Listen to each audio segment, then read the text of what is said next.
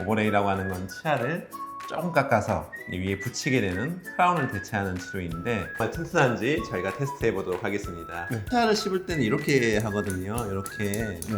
한번 도전해 보겠습니다. 이 정도로 했을 땐 교합력을 네. 버티는 힘 정도는 된다는 거잖아요. 그렇죠. 이게 사실 환자분이 씹을 때 이렇게 씹으시니까 치아 깨졌어, 치아 깨졌어. 네. 이가 깨질 힘에도 오버레이가 깨지지 않고 있습니다. 이거는 사실 무지막지하죠, 그렇죠? 이가 박살나고 있네요. 근데 이게 진짜 튼튼하긴 하네요. 깨졌어. 자, 치아가 다 박살났는데도 오버레이는 멀쩡하고 접착된 것도 남아있습니다. 네, 오버레이가 이렇게 튼튼합니다. 저도 오버레이가 깨질까 걱정했는데 사실은 굉장히 튼튼하다. 이걸 저도 이제 확신하게 됐고요. 우리 환자분들에게 오버레이 적극적으로 추천드립니다.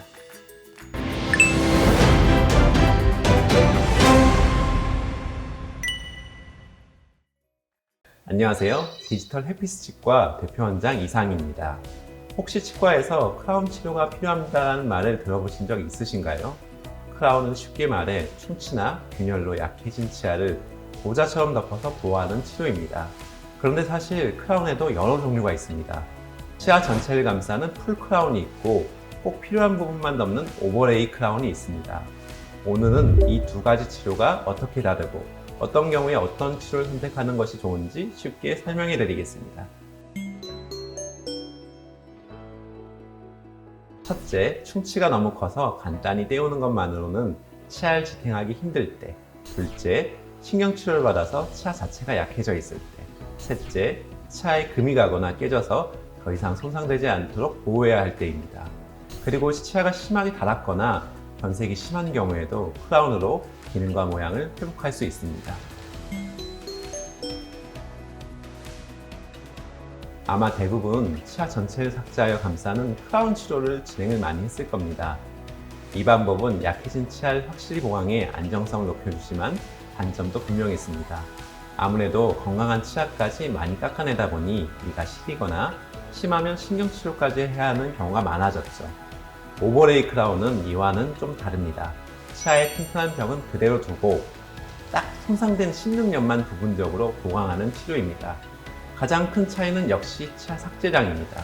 오버레이 크라운은 불필요한 삭제를 피해서 치아 삭제량이 풀 크라운의 절반 수준에 불과하죠. 그만큼 내 본래 치아 구조를 최대한 지키면서 기능을 복원할 수 있다는 것이 가장 큰 장점입니다. 바로 치아가 많이 상하지는 않고 주로 씹는 면만 손상된 경우입니다. 치아의 둘레, 즉 튼튼한 벽이 충분히 남아있다면 굳이 건강한 치아까지 삭제하며 전체를 씌울 필요가 없는 거죠. 물론 손상이 너무 크다면 풀 크라운이 필요하지만 조건만 충족된다면 오버레이 크라운으로도 충분히 튼튼하게 치아를 보존할 수 있습니다. 치료 과정은 다음과 같이 진행됩니다. 먼저 엑스레이와 3D 구강 스캐너로 치아와 주변 조직을 정밀하게 확인합니다. 그 다음 손상된 부위만 정리하고 필요한 부분만 최소한으로 다듬어냅니다. 이제 보철물을 제작하는데요. 오버레이 크라운은 치아 일부만 넣는 방식이라 치아와 보철물의 경계가 아주 정밀하게 맞아야 합니다. 작은 면적을 다루다 보니 오차에 더 민감해서 사실 풀 크라운보다 제작 난이도가 더 높습니다. 이럴 때 원내에 기용소가 있다면 의사와 기용사가 즉각적으로 소통하며 세밀하게 보정할 수 있어서 훨씬 좋은 결과를 기대할 수 있죠. 보철물이 완성되면 이제 튼튼히 붙여야 되겠죠. 여기서 아주 중요한 점이 있습니다. 풀크라운은 치아 전체를 감싸서 기계적으로 꽉 잡히는 힘이 있지만 오버레이 크라운은 접착력이 훨씬 더 많이 의존합니다. 그런데 예전에는 문제가 좀 있었습니다. 보철에 많이 사용하는 지르코니아라는 재료가 사실 치아와 직접 붙는 접착력이 좀 낮아서 떨어질 가능성이 높았었거든요.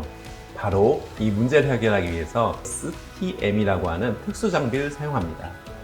보철 표면을 안정화시킨 후 접착하는 건데요. 이 STM 장비가 지르코니아 표면에 고온 에너지를 균일하게 분사해서 기존 방식과는 비교할 수 없을 만큼 강력하고 안정적인 접착 환경을 만들어줍니다. 덕분에 불필요한 치아 삭제를 하지 않고도 강력한 결합력을 확보할 수 있는 것입니다. 마지막으로 보철물을 부착한 뒤 교합을 세밀하게 조정해 음식을 씹을 때 불편하지 않도록 마무리합니다. 자, 치료가 끝났다고 해서 관리에 소홀해서는 안 되겠죠?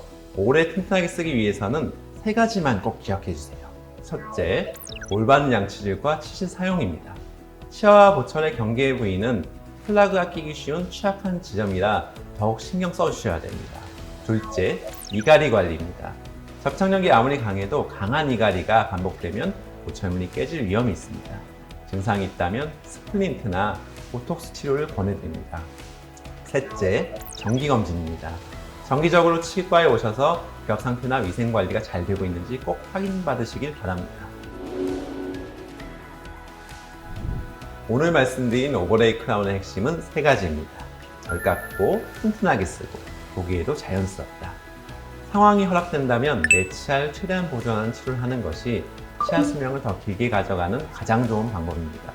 물론 환자분의 손상 범위나 이갈이 여부 등에 따라 치료 계획은 달라질 수 있습니다.